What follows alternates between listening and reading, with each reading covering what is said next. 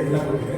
ಅದರ ದೇಶದ ಒಂದು 30 ಜನ ವರ್ಷ ತಗೊಂಡ್ರೆ ಅವರೇ ಗ್ರಾಜುಯೇಟ್ ಆ್ಯಕ್ಟಿಂಗ್ ಅದನ್ನು ಬದಲಿದ್ದಾರೆ. ಇಡೀ ದೇಶದ ಆ್ಯಕ್ಟರ್ ಬಗ್ಗೆ ಸಿಲೆಕ್ಷನ್ ಆಗಿ ಕಲಿತುಕೊಂಡಂಥ ಪದವಿ ಒಬ್ಬ ಅದ್ಭುತ ರಾಜ್ಯ ನಿರ್ದೇಶಕಿ ಶ್ವೇತಾ ರಾಣಿ ಅವರು.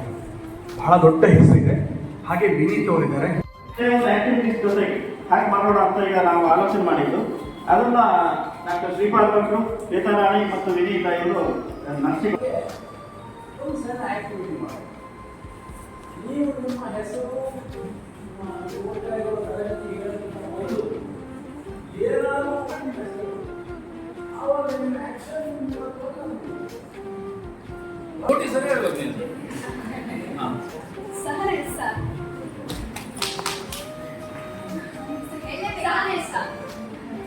ನನ್ನ ಹೆಸರು ಹೇಳಬೇಕಾ?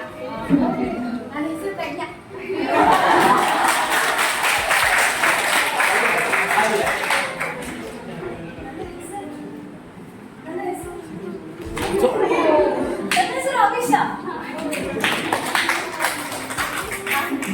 ನಾನು ಮೃದು ಸ್ವಭಾವದ ಸೌಮ್ಯ.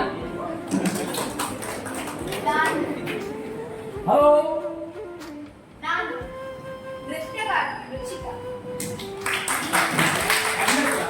ನನ್ನ ಕೇಂದ್ರ ಮುಗಿಯುವುದೇ ಇಲ್ಲ, ಅಷ್ಟು ಉದ್ದೇಶ ಅಕ್ಷಯ ಅಂತ ಮುಗಿಯುವುದೇ ಇಲ್ಲ.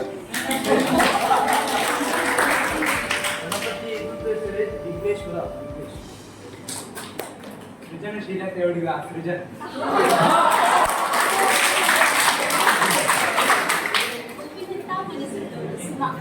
ಸುಮಾ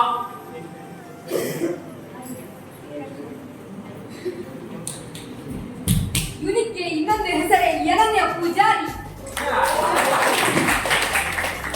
ವರ್ಣಮಯವಾದದ್ದು ವರ್ಣರಚಿತ. ನನ್ನ ಹೆಸರು ಬರೀ ಪವರ್ಫುಲ್ ಟ್ರೆಡಿಷನ್.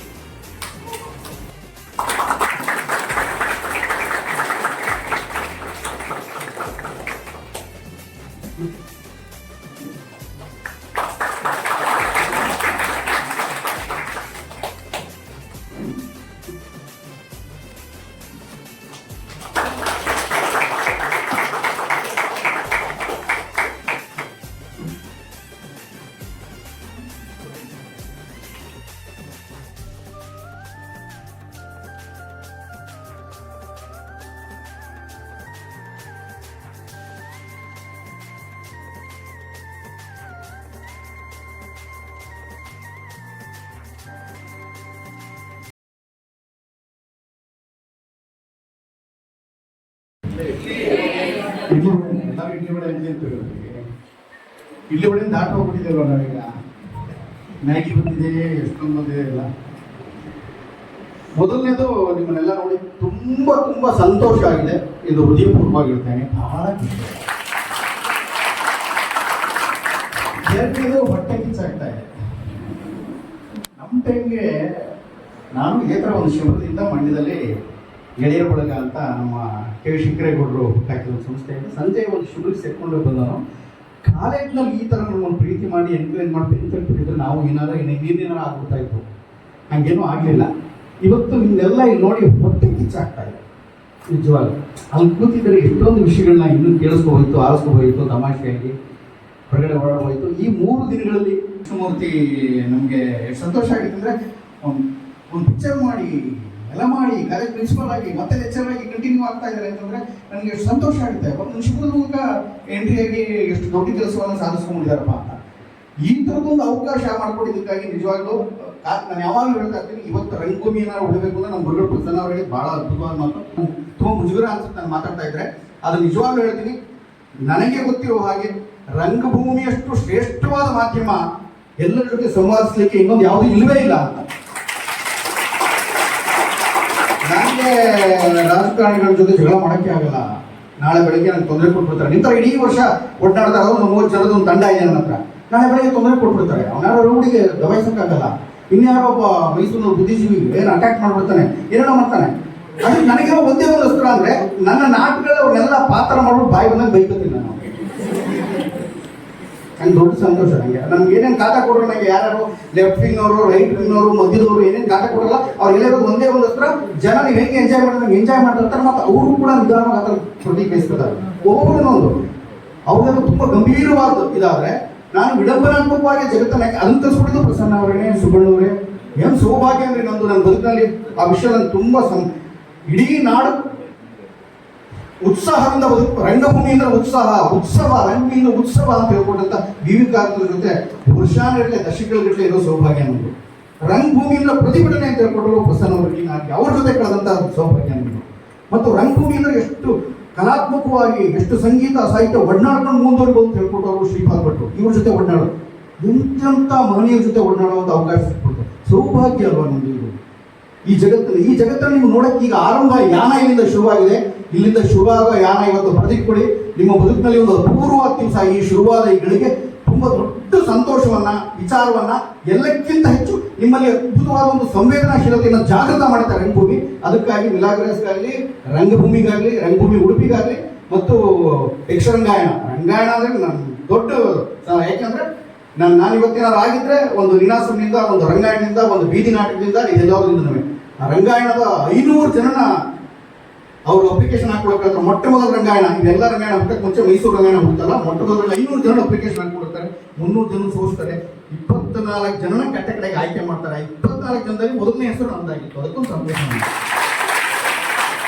7 ರಂಗಾಯಣ ಆಗಿದೆ. ರಂಗಾಯಣದ ಮೊಟ್ಟ ಮೊದಲ ಆಶಯಗಳೇನು, ಹೆಂಗ್ ಶುರುವಾಯಿತು, ಏನೇನಾಯ್ತು ಕೂಡ, ಹೆಂಗ್ ಬೆಳೆದು ಬಂದು ಇವತ್ತೇನಾಗಿದೆ, ಇದೆಲ್ಲದರೂ ಸುದೀರ್ಘವಾಗಿ ನೋಡ್ಕೊಂಡ್ಬಂದು 43 ವರ್ಷಗಳ ನಿಮ್ಮ ಥರ ವಿದ್ಯಾರ್ಥಿಗಳ ಜೊತೆ ಪ್ರತಿನಿತ್ಯ ಇನ್ನೂ ಒಡ್ಡಾಡ್ತಾನೆ ಇದೀನಿ ಅನ್ನೋ ಸಂತೋಷ. ಅದು ರಂಗಭೂಮಿ ಕೊಟ್ಟಿದ್ದ ಸಂತೋಷ. ಇವತ್ತು ಸಿನಿಮಾ, ಟಿವಿ ಅದು ಏನೇ ಆಗಿದ್ದು, ಸಾಕ್ಷಿಚಿತ್ರ ಆಗಿದ್ರು, ಏನೇ ಆಗಿದ್ರು, ಅದೆಲ್ಲ ಕಾರಣ ರಂಗಭೂಮಿ. ಯಾಕೆಂದ್ರೆ ಅದು ಮಣ್ಣಿನ ಗುಣವನ್ನು ಕಲಿಸ್ಕೊಡ್ತದೆ, ಪ್ರೀತಿ ಕಲಿಸ್ಕೊಡ್ತದೆ, ಹುಡುಗಿ ಜೊತೆ ಹೆಂಗೆ ಒಡನಾಡಬೇಕು ಅಂತ ಹೇಳ್ಕೊಡ್ತದೆ, ಅಪ್ಪ ಮಗಳ ಜೊತೆ ಮಾತಾಡೋದು ಹೇಳ್ಕೊಡ್ತದೆ, ಸಂವಹನ ಅಂತ ಹೇಳೋದಲ್ಲ, ಮತ್ತು ಅಧಿಕಾರಿಗಳ ಜೊತೆ ನೀವು ಮಾತಾಡೋದು ಏನು ಅಂತ ಹೇಳ್ಕೊಡ್ತದೆ. ಎಲ್ಲವನ್ನು ಹೇಳ್ಕೊಟ್ಟು ಅತ್ಯುಗ್ರರಾಗಿದ್ದಂಥ ಪ್ರಸನ್ನ ಗಾಂಧಿಯಾಗಿ ಮಾತಾಡೋಕೆ ಶುರು ಮಾಡಿದ್ದು, ಕಲಿಸ್ಕೊಂಡಿದ್ದು ರಂಗಭೂಮಿ ಅಂತ ಅಂದ್ಕೊಂಡಿದ್ದೀನಿ ನಾನು.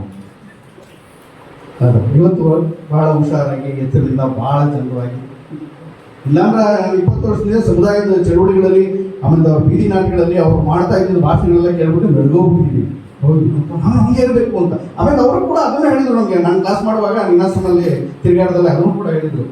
20-25 ಮುಂಚೆ ಕಮ್ಯುನಿಸ್ಟ್ ಆಗಿದ್ದು, 25 ಯಾವ್ದಾದ್ರು ಕಮ್ಯುನಿಸ್ಟ್ ಆಗಿ ಉಳ್ಕೊಂಡಿದ್ರೆ ಅವ್ರಿಗೆ ಏನೋ ಸಮಸ್ಯೆ ಇದೆ ಅಂತ ಏನಿರಬೇಕಾಗಿಲ್ಲ ಅಂತ ಹೇಳಿದ್ರು. ಅದು ಬಹಳ ಬೇರೆ ಬೇರೆ ಥರದ ಗೂಢಾರ್ಥಗಳ ಸಂಖ್ಯೆ. ಸ್ನೇಹಿತರೆ, ನಿಮಗೆ ಇವತ್ತು ಶುರುವಾಗ್ತಾ ಇರೋದು ಈ ಸಂತೋಷ ಬಹು ದೀರ್ಘಕಾಲದ ಸಂತೋಷ. ಬಹಳ ಎಚ್ಚರದಿಂದ ನಿಮ್ಮನ್ನ ಕಾಪಾಡುತ್ತೆ. ಸಂತೋಷವಾಗಿರಿ. ಎಲ್ಲದಕ್ಕೂ ಪ್ರಶ್ನಿಸುವುದನ್ನು ಕಲ್ತ್ಕೊಳ್ಳಿ ಮತ್ತು ಎಲ್ಲವನ್ನ ಮನಸ್ಸಿನಿಂದ ಅನುಭವಿಸುವುದನ್ನು ಕಲಿಯಿರಿ. ರಂಗಭೂಮಿ ನಿಮಗೆ ಶಾಶ್ವತವಾದ ಸುಖ ಕೊಡ್ತದೆ. ನಮಸ್ಕಾರ.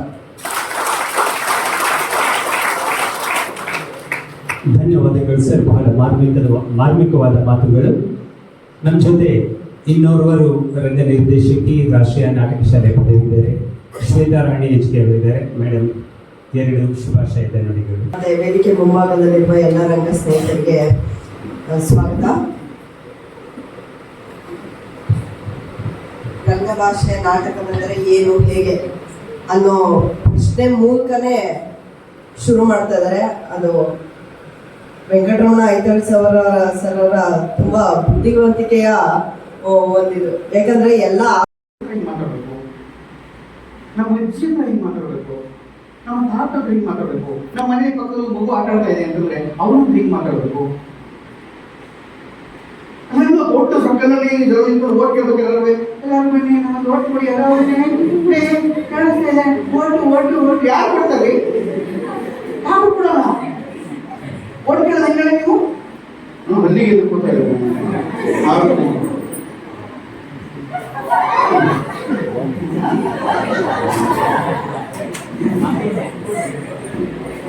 ನಾಳೆ ನಿಮ್ಗೆ ಇಷ್ಟ ಇಲ್ಲಿ ಬಿಡ್ಲಿ, ಸ್ನಾನ ಮಾಡ್ಲಿ ಬಿಡ್ಲಿ, ಆ ಹೀರೋನ 2 ಸರಿ ತಗೋಬೇಕಾಗುತ್ತೆ.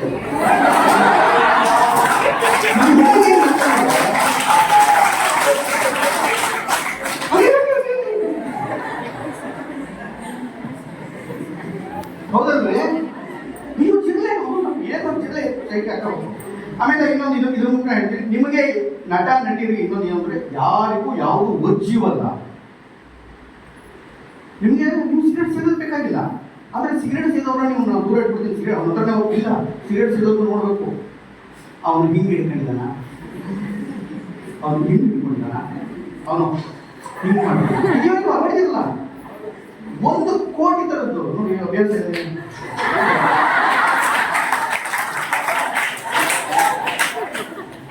ಬೇರೆ ಬೇರೆ ಬೇರೆ ಮಾಡ್ತಾ ಇರ್ತಾರಲ್ಲ, ನಿಮ್ಮ ಒಳಗಿರುವ ಚೈತನ್ಯ ತೋರಿ ಸೌಂದರ್ಯ ಅಂದ್ರೆ ತುಂಬಾ ಚೆನ್ನಾಗಿರಲ್ಲ. ಇಲ್ಲ, ಸೌಂದರ್ಯ ಅಂದ್ರೆ ನಿಮ್ಮ ಒಳಗಿರುವಂತ ಪ್ರತಿಭೆಯ ಪ್ರಖರತೆ ಮತ್ತು ನೀವು ಜೀವನವನ್ನ ಆಸ್ವಾದಿಸುವ ಪ್ರೀತಿ.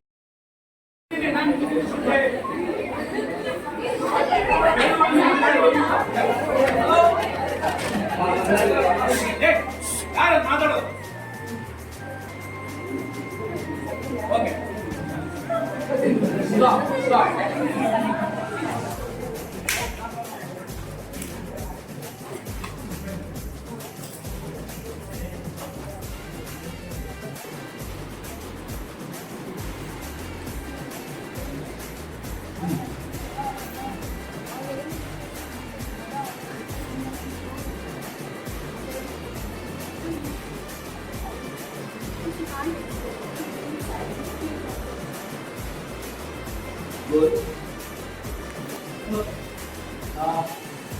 ಆಕ್ಚುಲಿ ನೀವು ಎಷ್ಟು ಜನ ಇದ್ದೀರೋ ಅಷ್ಟು ಸ್ಟೋರಿಗಳು. ಅದು ಇವ್ರುಗೊಂಡಿರಲ್ಲ, ಇವ್ರಿಗೂ ಸ್ಟೋರಿಗಳು. ಇವರು ನಿಮಗೆ ಗೊತ್ತಿದೆ, ನಾನು ಅದಕ್ಕೆ ಯಾವ ಸ್ಟೋರಿ ಹೇಳಿ ನಿಮ್ಮ ಕಣ್ಣಿಂದ ಕೂರಿಸ್ತಾ ಇದ್ದೀನಿ, ಕೂತ್ಕೊಂಡಿದ್ದೀನಿ, ಬೇಕಾದ ಕೂತ್ಕೊಂಡಿದ್ದೀನಿ. ಅವ್ರಿಗೆ ಇಷ್ಟ ಇದ್ದಾಗ ಕೂತ್ಕೊಂಡಿದ್ದಾರೆ. ಹಾಗಾಗಿ ಈ ಸ್ಟೋರಿ ಅವರಲ್ಲ, ಆದರೆ ಈ ಕಂಪೋಸಿಷನಲ್ಲಿ ಒಂದು ಸ್ಟೋರಿ ಇದೆ. ಇದರಲ್ಲಿ ಯಾವ ಸ್ಟೋರಿ ರೈಟ್, ಯಾವ story wrong? Everything is right. Exactly, ಎಲ್ಲವೂ ರೈಟ್, ರಾಂಗ್ ಇಲ್ಲ. ನಮ್ಮ ಜೀವನದಲ್ಲಿ ಇಂಥದೊಂದು ಪ್ರಶ್ನೆ ಪತ್ರಿಕೆ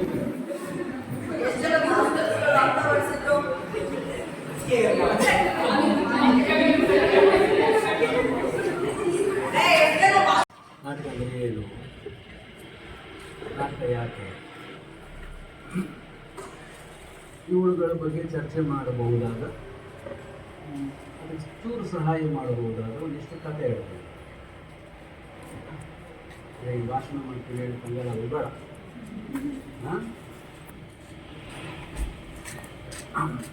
ಬೇಸಿಕಲಿ ನಾವು ನಾಟಕದವರು ಕತೆ ತೋರಿಸೋರು.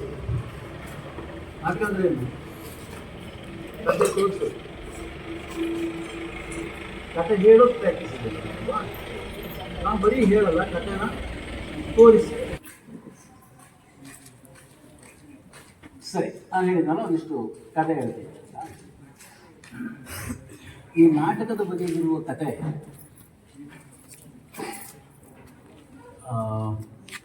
ನಮ್ಮದು ನಾಟ್ಯಶಾಸ್ತ್ರ ಅಂತ ಒಂದು ಹೆಸರು ಕೇಳಿರ್ಬೋದು. ಕೇಳಿದ್ದೇ ಏನು ತೊಂದರೆ ಇಲ್ಲ. ನಾಟಕಕ್ಕೆ ಸಂಬಂಧಪಟ್ಟಂತಹ ನಾಟಕ ಹೇಗಿರಬೇಕು, ನಾಟಕದಲ್ಲಿ ಏನಿದೆ, ನಾಟಕದಲ್ಲಿ ಇಷ್ಟೆಲ್ಲ ಘಟಕಗಳಿದೆ, ಅದರಲ್ಲಿ ಯಾವ್ಯಾವ ವಿಧಾನ ಇದೆ, ಅವುಗಳನ್ನು ನಾವು ಹೇಗೆ ಮಾಡ್ಬೋದು, ಹೇಗೆ ಮಾಡಬೇಕು, ಇವೆಲ್ಲವುಗಳನ್ನು ಹೇಳುವ ಒಂದು ದೊಡ್ಡ ಪುಸ್ತಕ. ನಾಟಕದಲ್ಲಿ ನಾಟಕ ಅಂದರೆ ಕತೆ ಅಂತ ಹೇಳಿದೆ ನಾನು. ಕತೆ ತೋರಿಸುವಾಗ ಕತೆ ನಿಮಗೆ ಕಾಣಬೇಕಲ್ಲ, ಕಾಣಬೇಕಾದ್ರೆ ಅದಕ್ಕೆ ಮ್ಯೂಸಿಕ್ ಬೇಕು. ಕತೆ ಕಾಣಬೇಕಾದ್ರೆ ಬಾಡಿ ಬೇಕು, ಡ್ಯಾನ್ಸ್ ಬೇಕು. ಹಾಗಾಗಿ ಆ ಇದು ನಾಟ್ಯಶಾಸ್ತ್ರದಲ್ಲಿ ಡ್ಯಾನ್ಸ್ ಮಾಡೋದು ಹೆಂಗೆ, ಮ್ಯೂಸಿಕ್ ಅಂದರೆ ಏನು, ನಮ್ಮ ಸೌಂಡ್ ಎಲ್ಲಿಂದ ಬರ್ತದೆ ಅದನ್ನು ನಾವು ಹೇಗೆ ಬಳಸ್ಬೋದು ಇತ್ಯಾದಿಗಳಿಗೆ ಸಂಬಂಧಪಟ್ಟಂಥ ಒಂದಿಷ್ಟು ವಿಷಯಗಳಿದ್ದಾವೆ, ಭಾಳಷ್ಟು ವಿಷಯಗಳಿದ್ದಾವೆ. ಆ ನಾಟ್ಯಶಾಸ್ತ್ರಕ್ಕೆ ಸಂಬಂಧಪಟ್ಟಂತಹ ಒಂದು ಪುಟ್ಟ 3 ಕಥೆಯನ್ನು ನಿಮಗೆ ಹೇಳ್ತೇನೆ. ಅದರಲ್ಲಿ ನಾಟಕ ಹೆಂಗೆ ಹುಟ್ಟಿತು ಅನ್ನೋದಕ್ಕೆ ಸಂಬಂಧಪಟ್ಟಂಥ ಒಂದು ಕಥೆ ಇದೆ. ಹಾಗೇನಿಲ್ಲ, ಸ್ವಲ್ಪ ಎಚ್ಚರಿಕೆಯಿಂದಿರಬೇಕು. ಎಷ್ಟೇ ಆದರೂ ತಮ್ಮಂತ ಮಹಾನ್ ವ್ಯಕ್ತಿಗಳ ಸಮ್ಮುಖದಲ್ಲಿದ್ದೀನಿ. ರಂಗನ ಮುಂದೆ ಸಿಂಗಿನ ಹಾಗೆ ನನಗೆ ಇನ್ನಷ್ಟು ಬೇಕು. ನಾವು ತಮ್ಮ ಆರೋಗ್ಯ ನೋಡಿಕೊಂಡ್ರೆ ಒಳ್ಳೇದು ಅಂತ ಅನ್ಸುತ್ತೆ.